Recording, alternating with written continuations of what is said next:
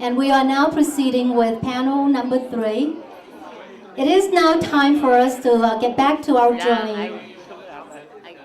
So please help me welcome Mr. George J. Faith, as we all are very familiar with his name as J. Faith, who will be the moderator for panel number 3. Thank you. For a reasonable time frame. The panel we're going to talk about today is on the second half of the Easter Offensive, where they were part of the attack on the province of Quang Tri and the Citadel. And it is my pleasure to introduce an old and dear friend of mine, Dale Andrade, who is a senior historian at the U.S. Army Center for Military History. He's currently finishing up the official history of the U.S. Army's combat operations in Vietnam, 69 to 73. And he's author of 3 previous books in the Vietnam War: Ashes to Ashes on the Phoenix Program, Spies and Commandos, How America Lost the Secret War in Vietnam, and probably his best and most well-known book, America's Last Vietnam Battle, Halting Hanoi's Easter Offensive, which is probably the preeminent book on the subject. So if you will, please welcome Mr. Dale Andrade.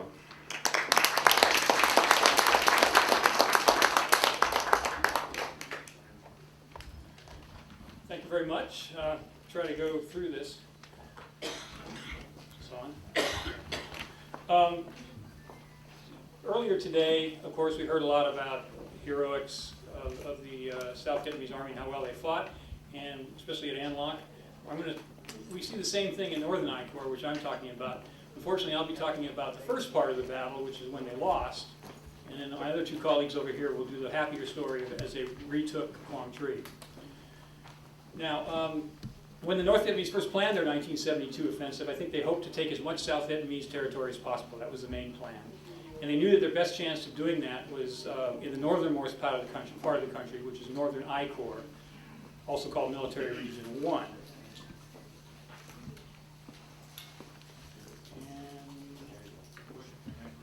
Oh, of course. And it's not doing anything yet, is it?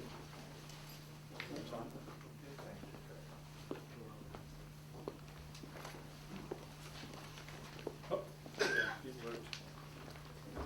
Here you see this is I Corps.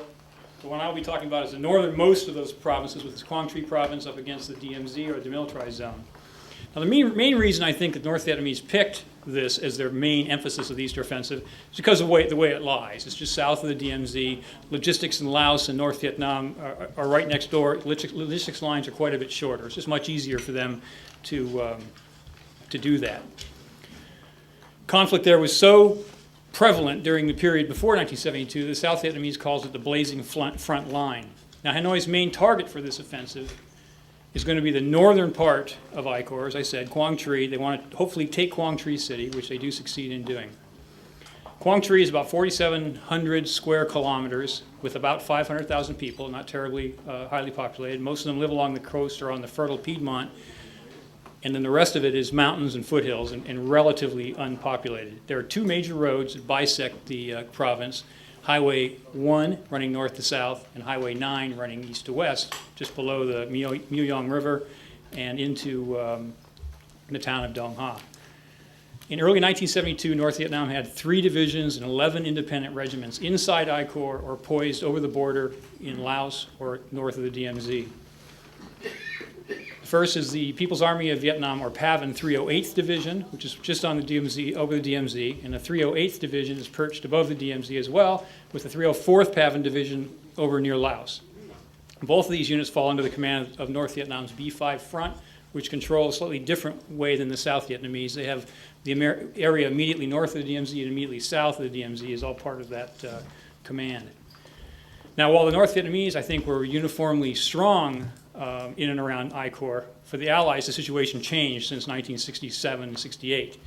The American withdrawal had begun in mid-1965, and almost all American combat troops were removed from that area, leaving just a few advisors. In Southern I Corps, the Army of the Republic of Vietnam was ARVN 1st Division, which I'm not going to talk about. And in the northern part, they had a brand new division called the 3rd ARVN Division, which had been created in the summer and fall of 1971 and only just deployed up here before the Easter Offensive. It was formed from the 2nd Regiment of the 1st ARVN Division, and 2 brand new units, the 56th and 57th Regiments, and that made up the division. It was strung out from the coast, basically all the way to almost to the Laotian border. And in addition to bolster them, in addition to those 3 regiments, they had the 20th Tanks and the 1st Armor Brigade, which is the armor unit up there, and two brigades of Marines, which we're going to hear a little bit about later, and 1 Ranger group. The 2, well, I'm trying to go through this fairly quickly because I only have 15 minutes. Commanding all this is Brigadier General Vu Van Jai, who's the former deputy commander of the 1st ARVN Division.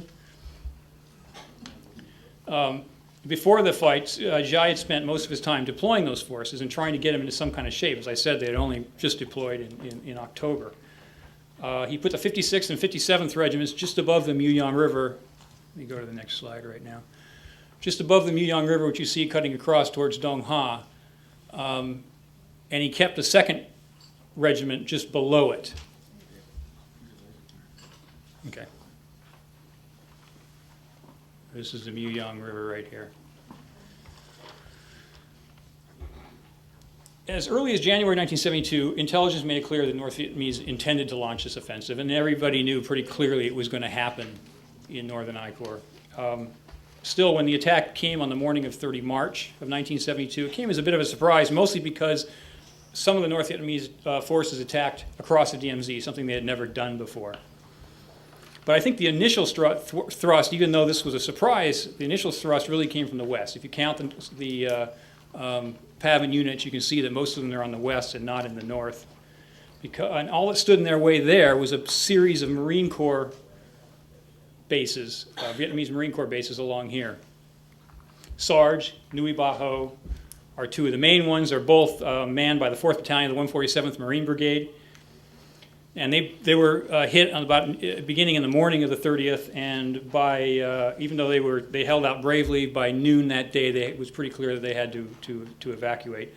On the night of 31 March, they regrouped east of their initial positions to My Loc, and I can't really see it. There it is, My Loc right here, and that's where they stayed until a little later. To the north, it's equally as bad. As I said, the DMZ had never been violated quite this blatantly by the North Vietnamese troops. And the 57th Regiment, which was up in this area here, quickly abandoned those bases. There was really nothing they could do. They moved south quickly and not in very good order, unfortunately.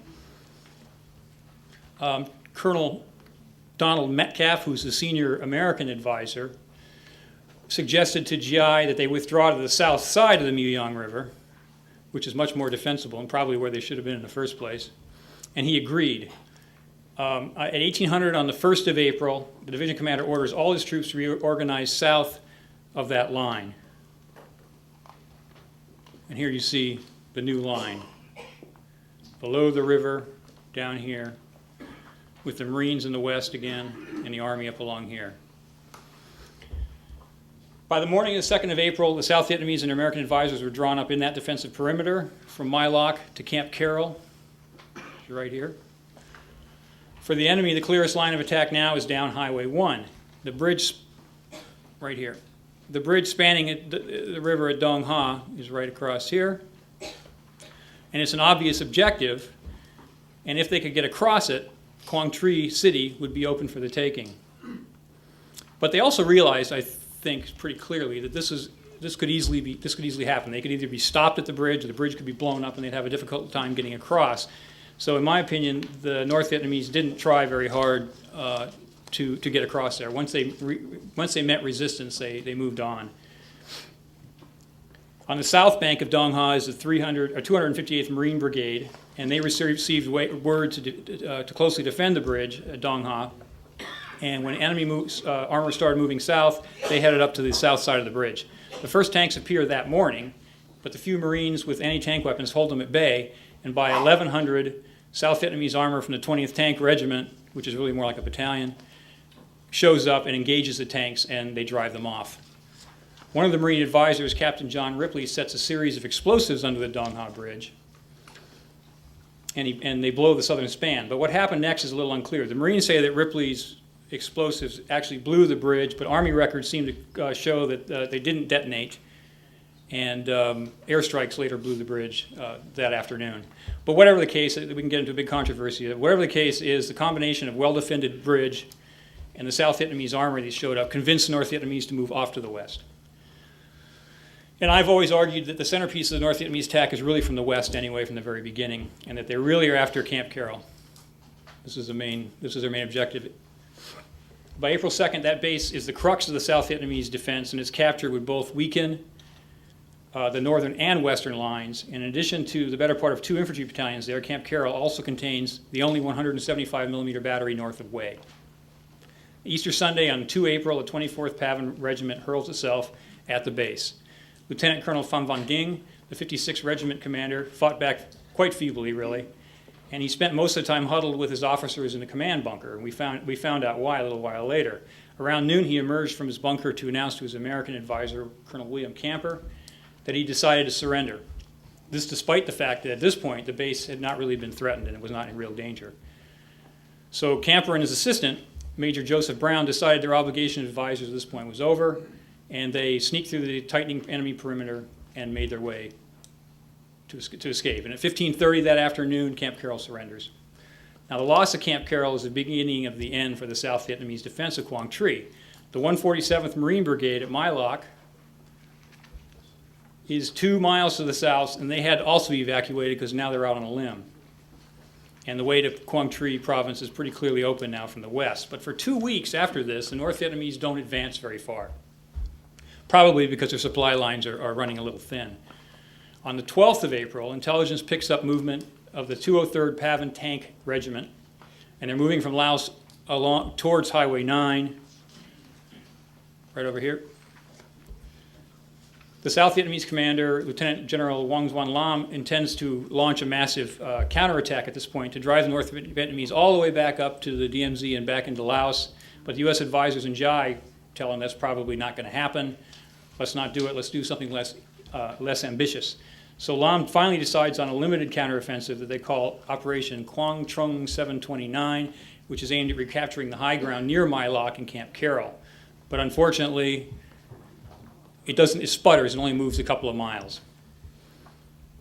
By 19 April, this is all over, and the lines are pretty fixed, right? Still about here. General Jai is becoming quite overwhelmed at this point. He's got a huge span of command. He controls the Marines, the tank, the armor units, and his 3 regiments. And it's difficult enough to do this in normal times, but the 4th crumbled as it became even more unwieldy.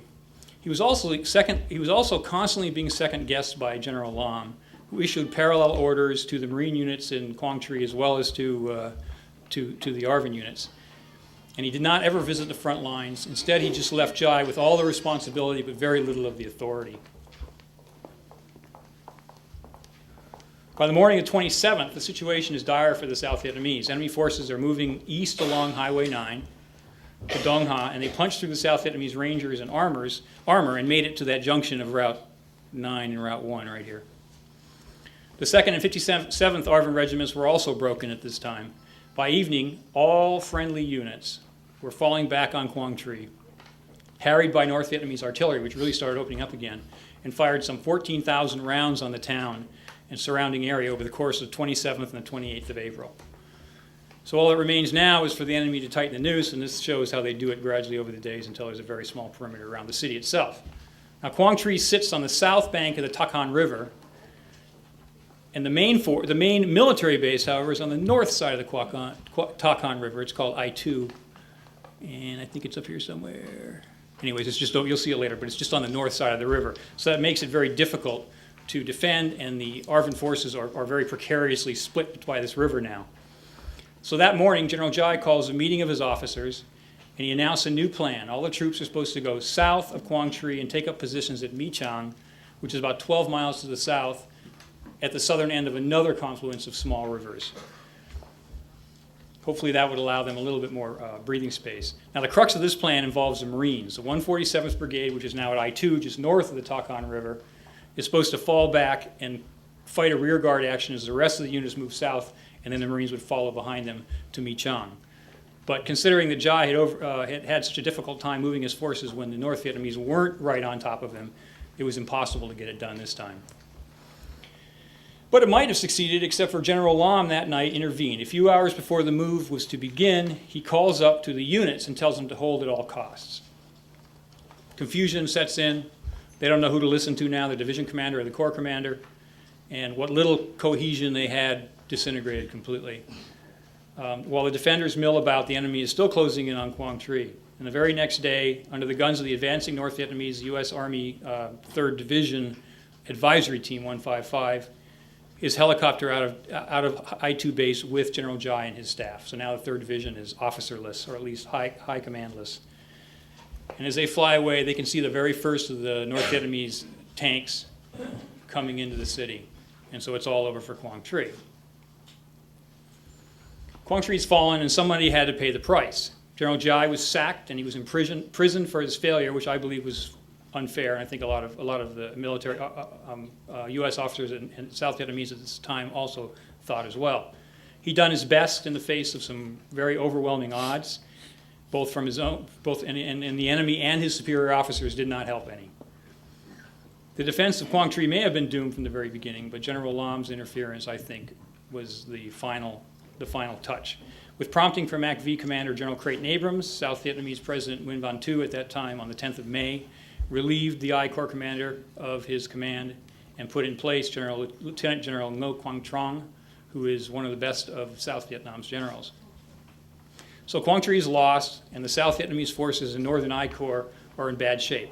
All 3 of the 3rd Division's regiments are almost non-existent, with the 2nd in the worst shape. Surprisingly, the 56th Regiment, which had surrendered at Camp Carroll, about half of them got away, and they were reconstituted rather quickly and were fighting around Hue for the rest of the war. The 1st Armored Brigade, basically a total loss for the most part. It lost 70% of its manpower and ended up with about 7 tanks operational. Does that sound right to you, General? Only the Marines maintained any real combat effectiveness, particularly the 147th, but even it needed about 1,000 replacements in order to get back up to fighting strength. So within the context of other fierce fighting going on at An Loc and in the Central Highlands, the defeat in Northern I Corps was pretty serious. Only a week before the fall of Quang Tri, U.S. military commanders had remained optimistic about the South Vietnamese chances. General Abrams, for example, had reported to Washington that the South Vietnamese are holding together in this crisis.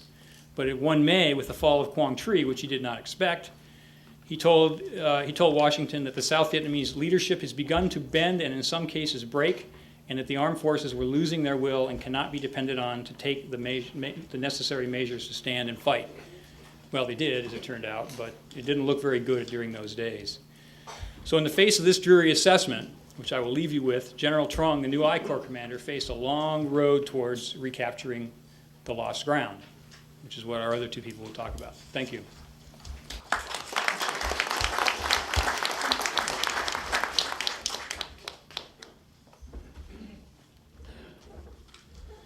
Okay, so we've heard from Dale. Thank you very much for that description of the opening battle of Quang Tri. And now we'll hear from Colonel Pham Van Chung, who was a Marine officer and commander of the 369th Marine Brigade, which is responsible for the holding the line at the river of Michan and in the beginning counterattack to retake Quang Tri. Thank you. Ladies and gentlemen, many years have passed since 1972 when we waged a ceaseless battle to recover the city of Quang Tri. It was there that so many lost their lives in the old fortress citadel of that city, built on hills stretched along the south bank of the river Thạch Hàn. Almost 4 decades have passed, and it is now year of 2010, yet the fierceness of that battle still lingers in my mind. Today, I am very honored to stand in front of you all as one of the last living witnesses of the many battles won and lost on soil occupied by North Vietnamese Army.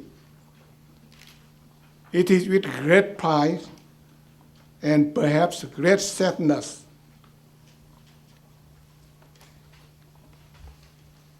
that I recall my 21 years as a soldier of South Vietnam.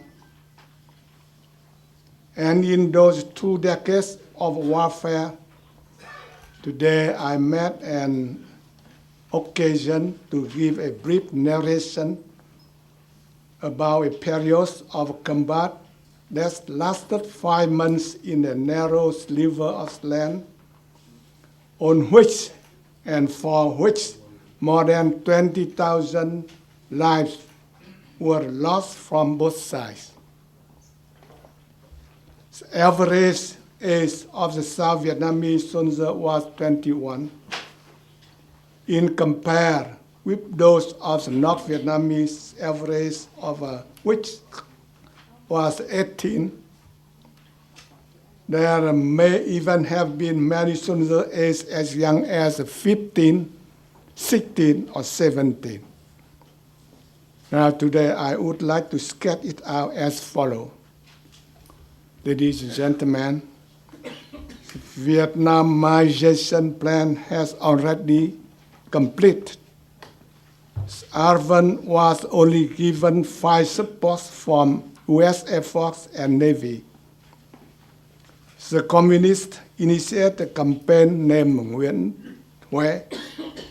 At noon, March 30th, 1972, the NVA mobilized over 10 infantry divisions, 1,000 tanks, heavy artillery, and rockets to launch simultaneous attacks on 3 tactical zones. The first, some people call I, the second and the third corps of South Vietnam. But all 3 advancing columns were blocked by the strong resistance of ARVN.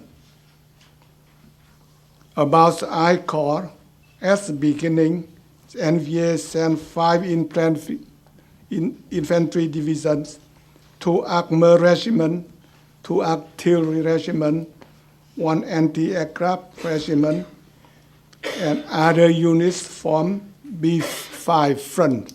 That means Communist Military Territory Command, operating in the 2 most northern provinces of South Vietnam were Quang Tri and Thừa Thiên. Such as infantry, artillery, rockets, and shepherd units make up another division. After 30 days of fierce and bloody fighting on both sides, on April 22nd, 1972, when the defensive line of the 3rd Infantry Division and its reinforcement retreat to the city of Quang Tri,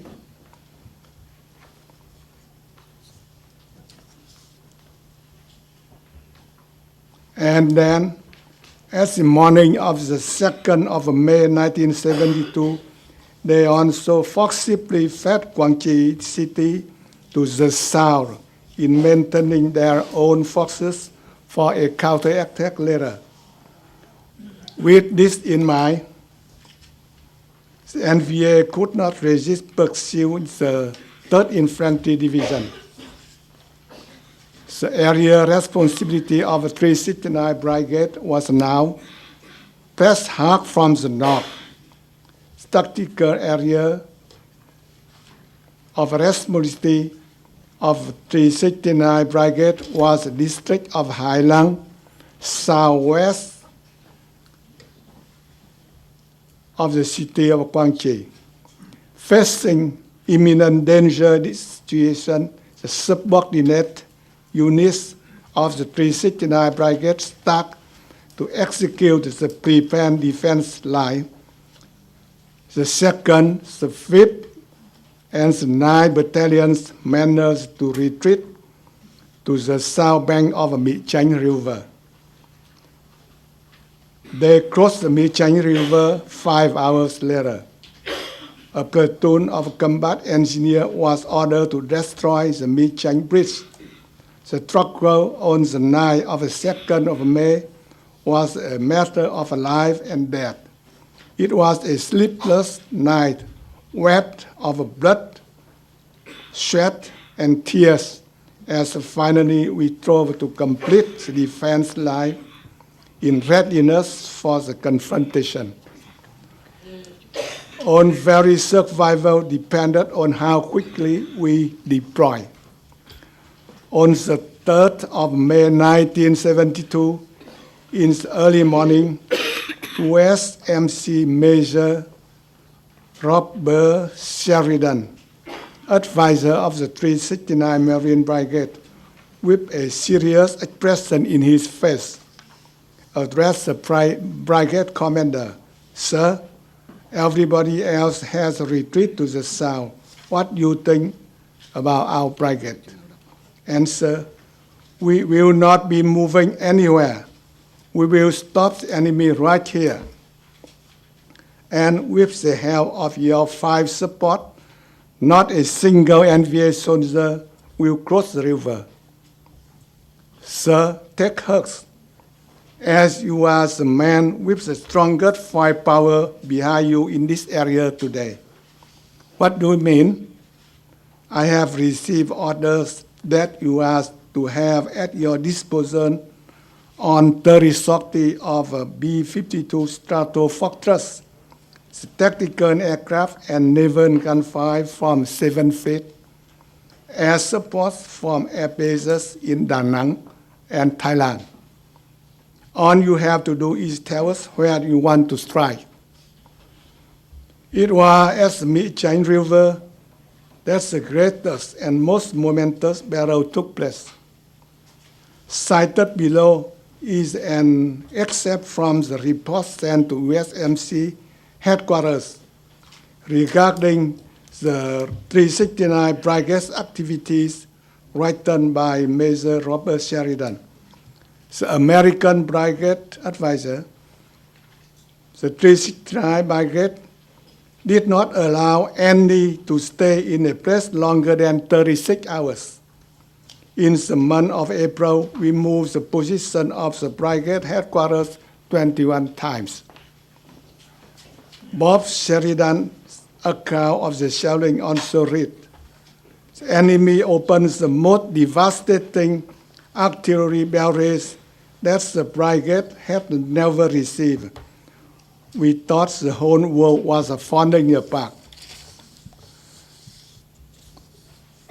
Our vehicles, bunkers, and guns were being demolished. We wonder if anyone would live to fight. All we could do was dig deeper and pray." About NVA's size, after they succeed in capturing Quang Tri City, the NVA built a deep defensive line. The city of the old citadel named Dinh Công Chang were occupied by an NVA division reinforced by tanks, a shepherd regiment, and enormous artillery and rocket firepower. 4 other divisions took up defensive positions around Quang Tri. At La Vang Church to the west, along the coast in the east, along the Raihan River in the north, and close to our own Mỹ Chánh defensive line on the south bank of the river, the last 2 NVA Reserve Division, 320 and 325, were moved to the south of the Bien Hai River, that means DMZ. Recovering Quang Tri. At 1 p.m. on May 5, 1972, a helicopter landed at the 369 Brigade headquarters in Phong Điền district of Thừa Thiên province, located in the south of Mỹ Chánh, about 7 kilometers.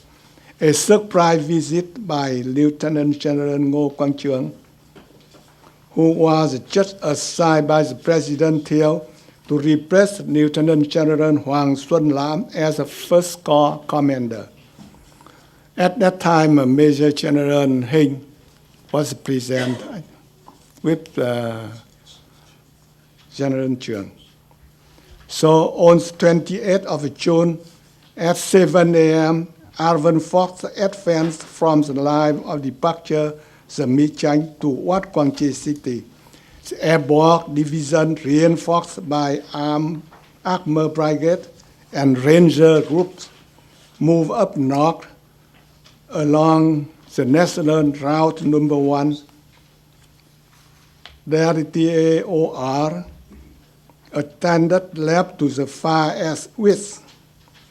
The Marine Division, also reinforced by tanks and reinforced units, had a TAOR attend from the east of the route number 1 to the seashore. Naval forces patrolled the coast. Further to the sea, there were some ships from the 7th Fleet of West Navy. They were to provide naval gunfire support on request. Aircraft were to give firepower support as the need arose. The segment of highway from Mi-Chang to Guangxi was about 12 to 15 kilometers long. It was considered by our forces as 15 kilometers of blood.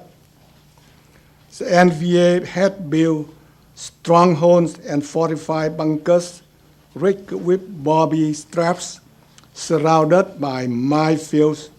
They were protected by heavy artillery batteries and sophisticated rockets.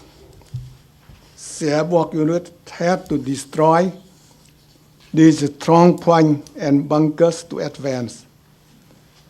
After 10 days battling in unfavorable conditions from all aspects, the airborne and marine forces took over the road and closed in upon Guangxi City. As mentioned before, the city was defended by NVA division reinforced by tanks. The citadel was held by a regiment and shepherd group.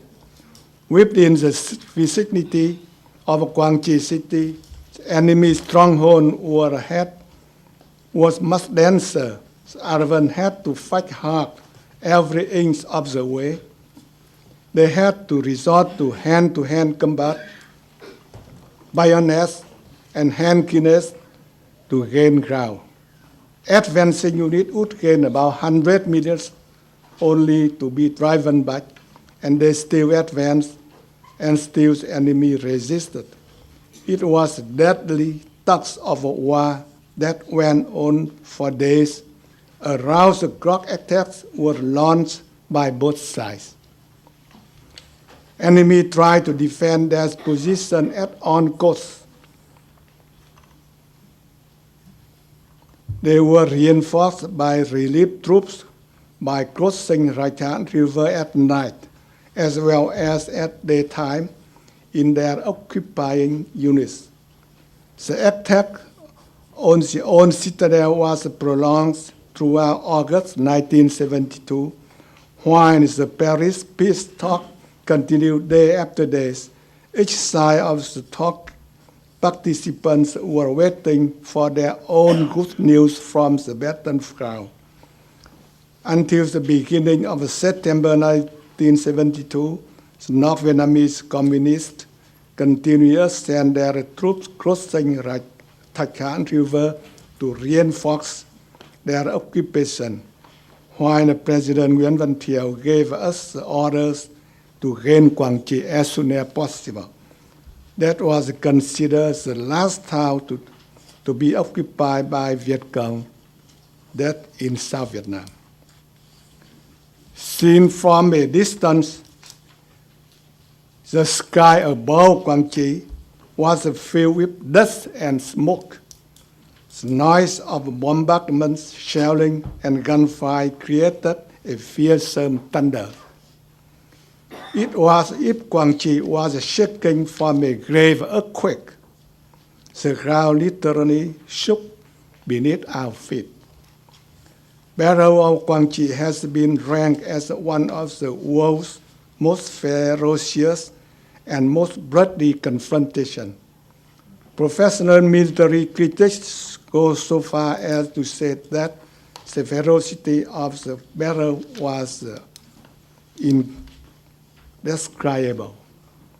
According to one Marine platoon leader, getting wounded was so easy. Just raise your hand out of the bunker holes and you would be ripped down with bullets. About 75 days in area of 15 square kilometers, about 10 divisions from both sides battled under a rain of artillery.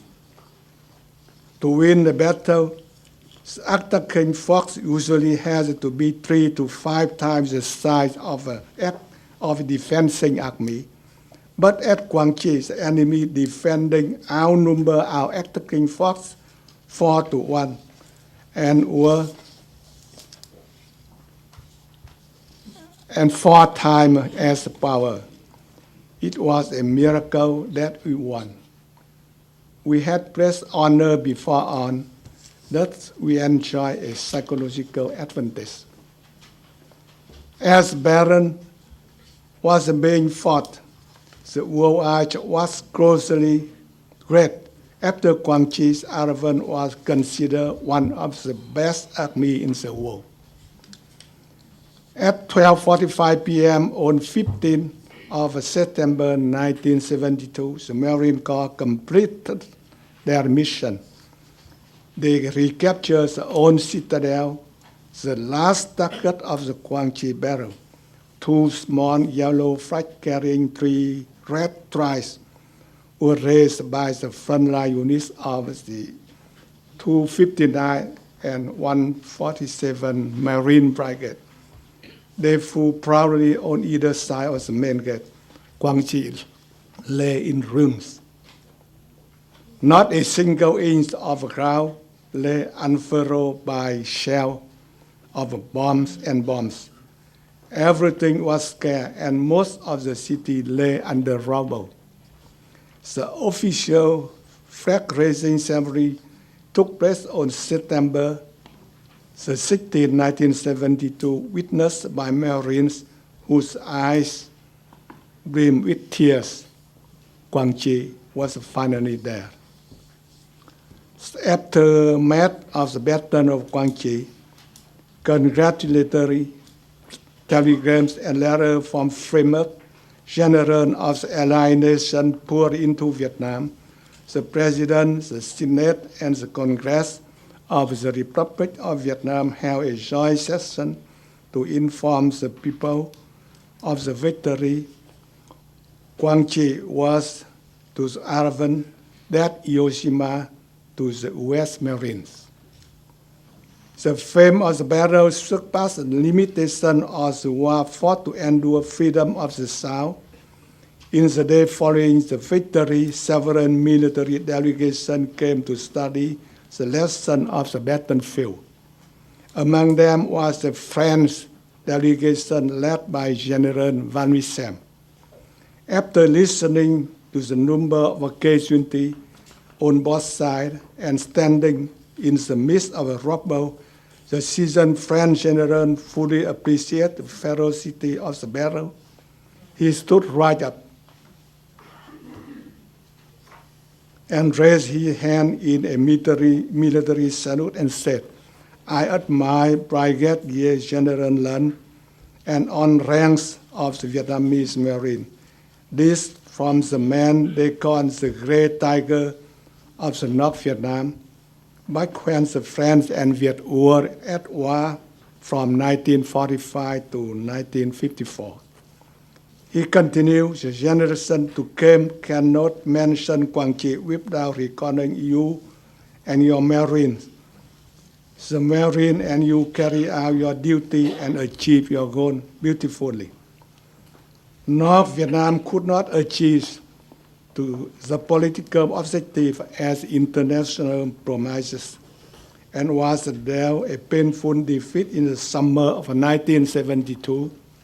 Another 3 years would pass before recuperate and execute the final invasion of 1975.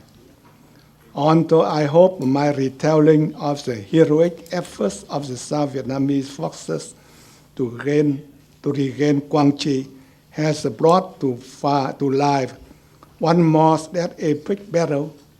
I am here today to share with you this one important truth. We need to move away from the narrow perspective on the war that has long been propagated by the North Vietnamese community.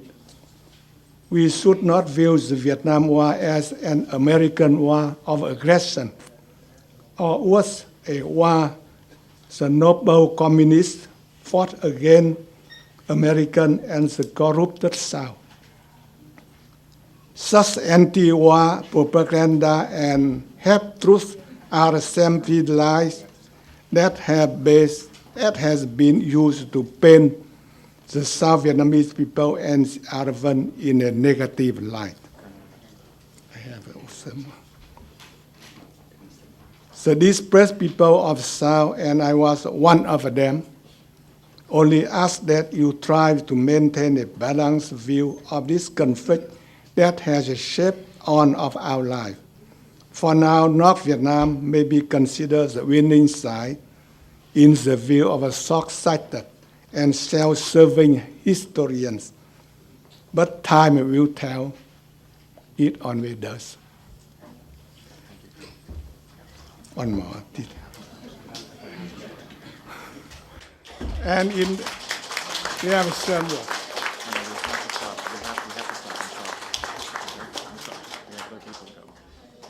Oh, I have some line of conclusion. You may want to hear me or stop. Stop. Yes, thank you.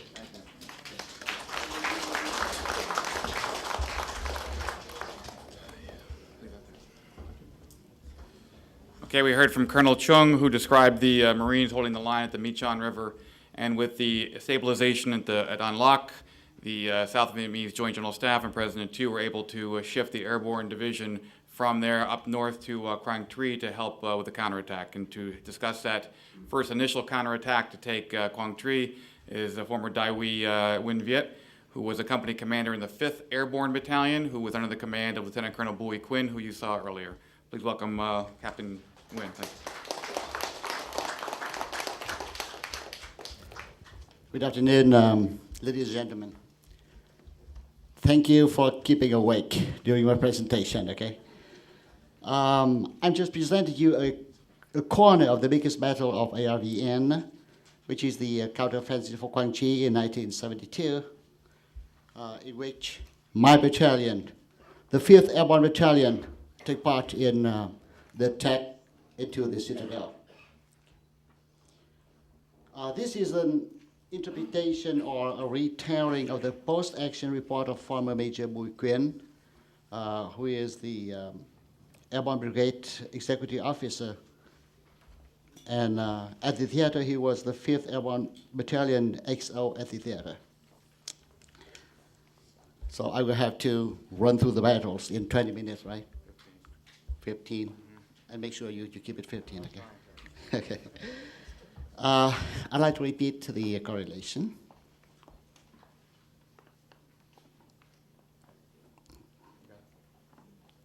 The strength correlation. Friendly force, the Airborne Division, Marines Division, and the 1st Infantry Division in the rear as reserve. We have 2 Armored Cavalry Battalions, while the enemy have 5 NVA Division, 304, 308, 312, 320B, and 325th. They have 2 artillery regiments and 3 anti-aircraft artillery regiments.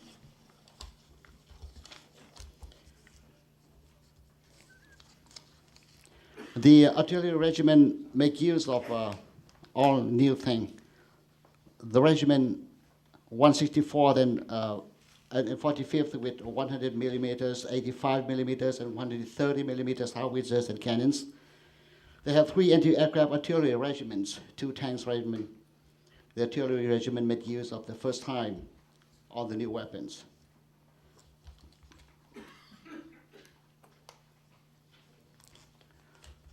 I'm going to go to the prominent battalion-sized battles fought by the airborne battalions before the operation. On May 9th, 1972, the 11th Airborne Battalion Task Force with 2 attached companies from the 3rd Airborne Battalion started search and destroy operation along the south bank of Mỹ Chánh.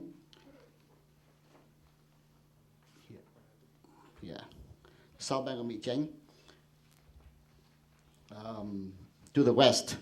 Enemy force occupied the other side, but an enemy battalion had infiltrated to the south and reinforced position to make a bridgehead for further attacks down south to Huế. The friendly forces were shelled by mortar and beacons of all kinds. Hundreds of NVA infantrymen launched attack into the front side. The paratroopers fought back. 2 companies up front launched a surprise counterattack toward the offensive force. Being stricken by the boldness of the paratroopers, young NVA soldiers broke in formation in panic and ran away. The body of an enemy battalion commander was left behind with a complete set of communication devices still sounding messages. The 11th Airborne Battalion took revenge for its commander who had been killed in action in Khartoum over a month ago. May 16, at 3 a.m., enemy tanks and infantrymen attacked. The airborne 11ers destroyed 3 T-54 tanks, killed dozens of enemy, and captured 1 senior colonel after 1 hour of fighting. June 2nd, 3 enemy tanks came up a hilltop with several behind. Friendly artillery fired. The tank retreated, but 2 fell to a narrow creek and destroyed by M72s. The 3rd got hit by a tow-guided missile fired from the battalion commanding post, exploding in fire. Other tanks were chased and destroyed by M72s. Totally 6 tanks were destroyed and 2 captured. On June 3rd, large number of T-54 moved south from 6 kilometers north of Mỹ Chánh River. Artillery fired upon them, but no casualty report. A dozen tanks came up to the river just to find themselves in the killing zone of the pre-planned artillery fires. A dozen tanks that survived crossed the shallow river and tried to break the airborne company's defense perimeter right on the last artillery killing zone. Some tanks were knocked out by artillery fires, others reached the defense perimeter and were welcomed by M72 and XM202 anti-tank rockets. The 11th Battalion U.S. advisors shot and put in fire a T-54 with tow-guided missile. The second wave attack went on until 5:50, when 12 U.S. Cobras with anti-tank rockets commanded by a Lieutenant Colonel swarmed over and launched rockets, miniguns fire on the offense formation. So the attack was completely shattered by 6 o'clock. If there were it was told that there were 23 tanks killed in unlock. So in here, after 2 days of battle, totally 28 tanks were eliminated. 19 varieties of tanks were destroyed. 9 were left behind empty. 100 enemy bodies were counted. 5 captured. 1 tank was chased by Cobra. Its commander jumped out and surrendered. All working tanks were driven to base Hiệp Khánh for display. Friendly force had 20 dead, dozens wounded.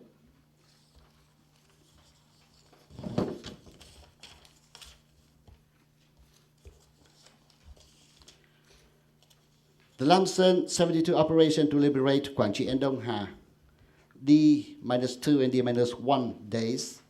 U.S. Air Force launched huge bombardments on enemy position by B-52s, U.S. naval firepowers, and all kinds of fighters, bombardiers from 1 or 2 U.S. 7th Fleet aircraft carrier. During the end days eve, the B-52 bombarded 5 rectangular blocks of 1 by 2 kilometers. The Arvin Airborne Division were planned to be airlifted by helicopters across Mỹ Chánh River, then deploying for the attack northward. But assuming that the plan might have been leaked, the Arvin Airborne Division commanding officer, General Dư Quốc Đống, ordered that all units cross the river by rubber boats and on foot, with heavy equipment to follow on makeshift bridges made by 1 a.m. by Airborne Engineering Battalion. The end date June 28th, our best 3 divisions started the counteroffensive to take back Quang Tri Citadel, the main target.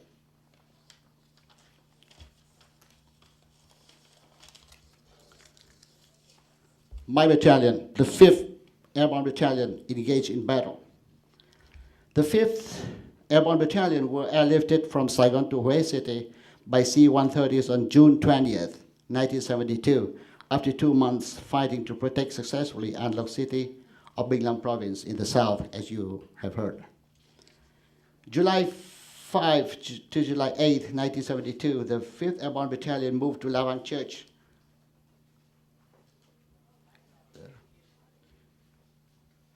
cleared the area after some small skirmish.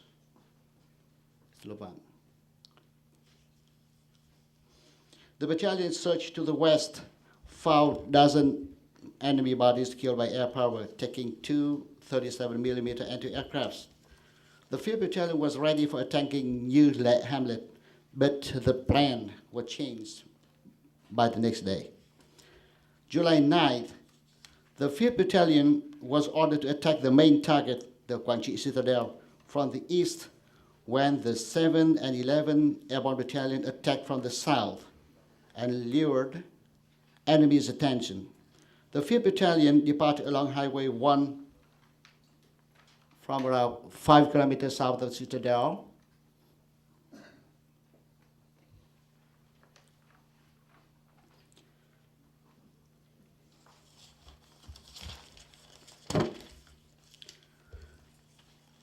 They moved along the highway until dark and changed direction to the east and spent the night in Anti-Hamlet. At location 364512. Battalion Commander Lieutenant Colonel Nguyễn Chí Hiếu wanted his troop to approach the citadel without being detected.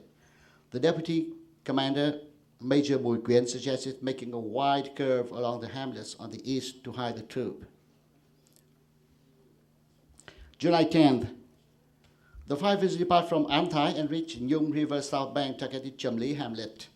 Several enemy defensive pockets along the hamlet in the way of advance were annihilated by the battalion's own firepower. No artillery or air power was ordered to keep the move undetected. June 11th, at 12:30 p.m., the 1st Marine Battalion flew overhead the fighters in CH-53s and CH-46 helicopters and attacked at 2 kilometers north of Quang Tri Citadel. The 5th Battalion took the occasion and quickly moved toward Quy Thiện without artillery fires or air power supports, and complete the move by 1400 hours. The battalion was still undetected, and at 600 meters to Chibu, a 1,000 meter by 500 meters village next to the northeast corner of the citadel, an empty field lies between Chibu and Quy Thiện. July 12, at 2 a.m., the company's 51st and 52nd departed for Chibu village. At 4, the paratroopers were 100 meters to the perimeter of Chibu and saw anti-aircraft guns outside the tree line around the village. Gunners sat idly, smoked, and looked up to the sky. 20 rounds of howitzer fired on the target, followed by a smoke barrage. 2 platoons of Lieutenant Ho Tương 52nd Company stormed in.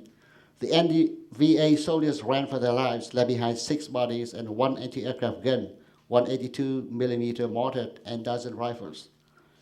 Company 51st of Captain Trương Đăng Sĩ, nicknamed Sĩ Bien, in French, Si Bien means so good, English, crossed over the 52nd and started a house-to-house battle inside Chibu.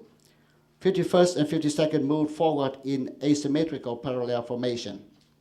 One provided fire support for the other to maneuver up front, where they deployed, and provided fire support to the other to move up.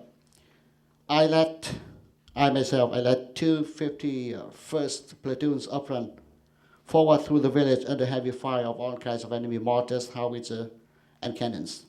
We plucked enemy defense pocket and advanced 100 meters by 800 hours. And not until 1400 hours that the troopers took 60 more meters, then make another 50 by 1800 hours, when the NVA moved in from the north about to cut the rear of attack formation. Major Bui Quyen ordered one platoon of 52nd moved back just in time to push back the NVA's assault. June 13, the 51st launched a surprise attack at dawn and took the brick house that blocked the advance the day before. 10 enemies killed. I urged my soldiers to grab the enemy belt and hit them, meaning approaching as close to defense lines as possible to avoid mortars and artillery shells that managed to surprise assault to enemy position. This is not my idea, but the one I picked up on an enemy dead body of a political commissar in An Loc. After a crazy night of battle in Saigon. July 14th, the airborne troopers could advance only over 100 meters. And the day followed, we cannot move very fast through the village.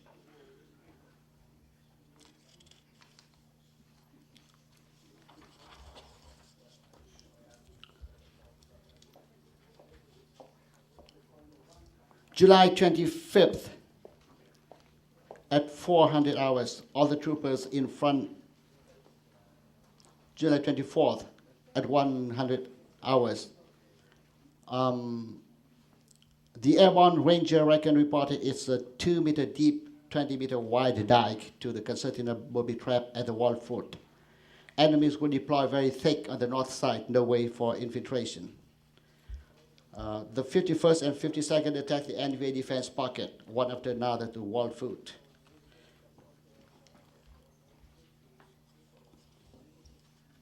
And this is the critical moment of the battle.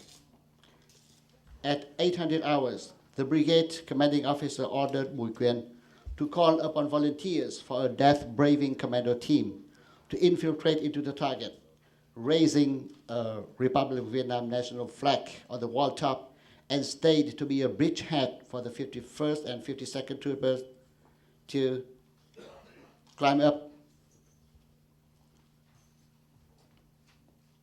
to the wall and raise the flag.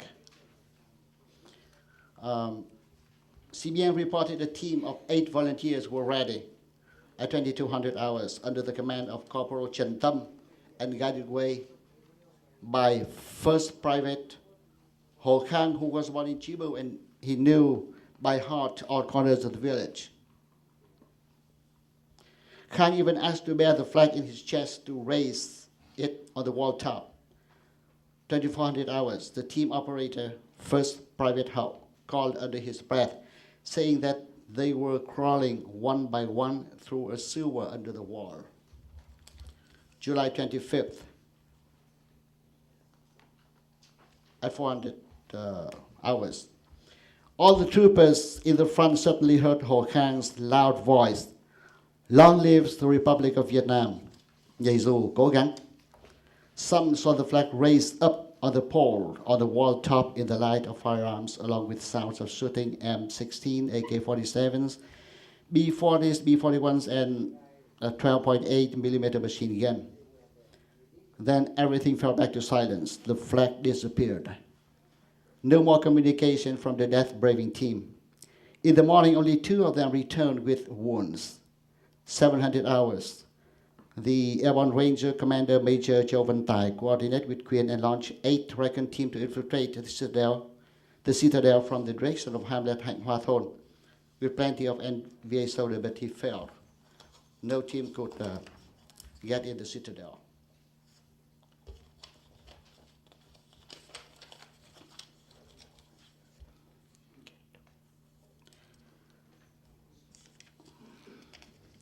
At 800 hours, the U.S. advisor to 5th Battalion, Lieutenant Carver, asked Quyen if he liked to request smart bomb to destroy a corner of the wall. And he explained to Quinn about the smart bomb that would strike with laser guided. Quinn requested that the bomb destroy the wall from inside out for the remnant to fill the deep dike so the trooper could run over into the gate hole. Lieutenant Governor at 9:30 informed Quinn that U.S. fighter would do the job at exactly 8 tomorrow. July 26th.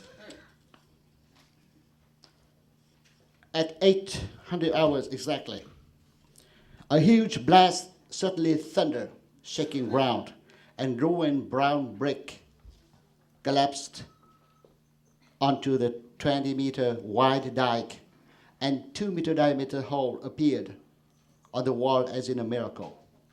The 51st immediately stormed into the gate hole, south of M16, M60s, M75, M79 firing were heard clear from inside. A team of 51st troopers were advancing on the wall, top right in front of Quinn's eyes as they fired on the enemy. 52nd had followed 51st and got inside. Voice of CBN and Ho Tuong sounded clear in the communication system. Everything was conducted exactly as planned.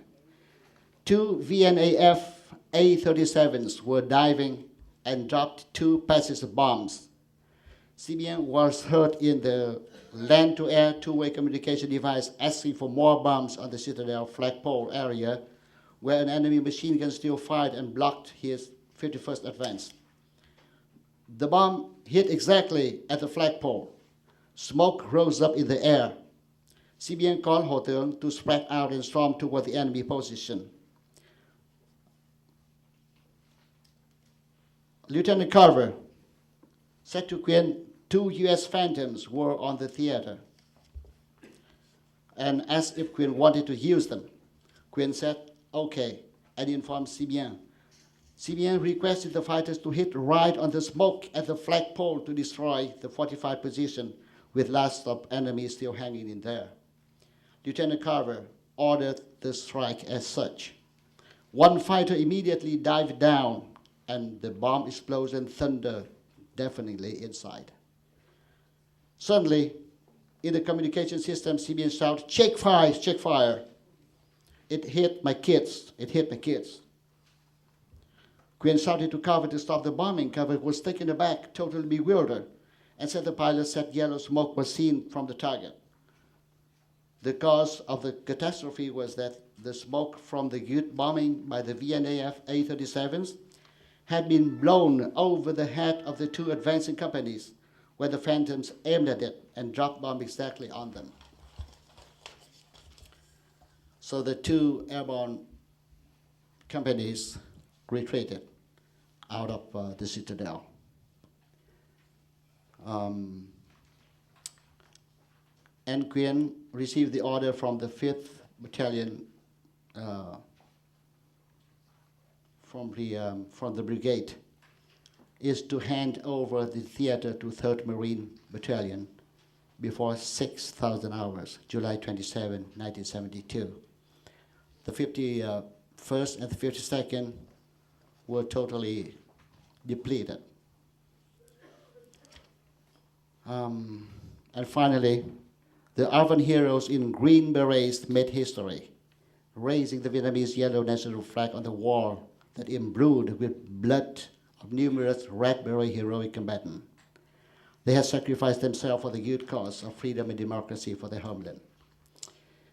I'd like to take this opportunity to say that I may solve the mystery that's been going on for decades, that the Americans did not want the Airborne Division to grab the victory over the Quang Tri Citadel. Then bomb was dropped on them. And you can see that the mystery was totally wrong. And I take this opportunity to say many and many thanks to American soldiers who fought for the freedom and democracy of Vietnam. Your bravery examples for a noble cause have and will never be forgotten in the heart of all freedom-loving Vietnamese people. And to you, American fellow combatant, You must feel good about what you did in Vietnam. Never feel bad about that. Thank you.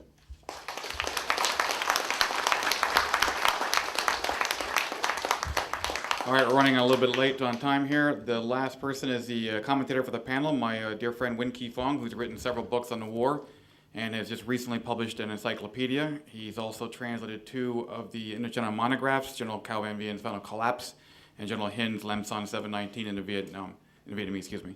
Please welcome Win Ki Fong.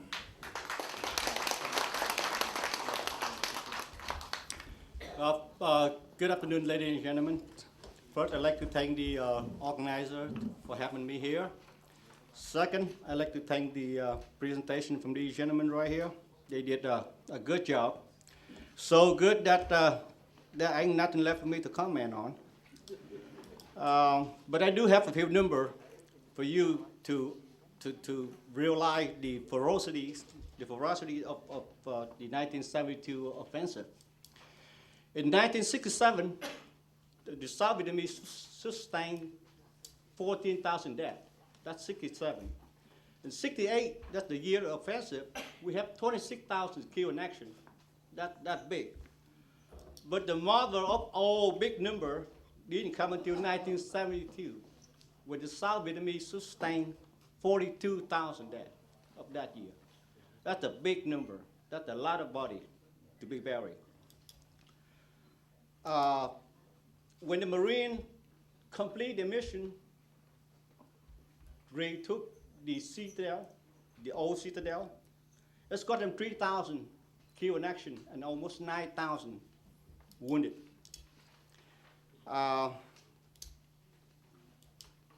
From the number, you can tell that in 1972 is quite a bad year for South Vietnamese troops. And I have one personal experience to say about that year. In 1972, the South Vietnamese government expanded the draft system, and they take almost all the male able-bodied, to replace the one failed on the battlefield. I was 16 years old. I was 16 years old in 1972, and a friend of mine, my childhood friend, he was 18, so they drafted him into the Marine. And about 4 months later, I happened to come by to see him, to see his parents, and ask his parents about his well-being. And as soon as I entered to the house, and there he was, his picture in the altar. And his little sister come out and say, my brother's dead. And you know, he's my buddy, and we used to play water pistol, you know, all the time when we were little boy. And now he's gone. He's gone for real. And that's the most memorable thing I have about 1972. And that's all I have. Thank you, Jay. Thank you, ladies and gentlemen. All right, we're extremely pressed for time, but let's just take a 2-minute break, stretch your legs a little bit, and come back, and we'll get the next panel started, okay? I'm sorry we're running late. We're trying as best we can to keep people on time, okay? Thank you.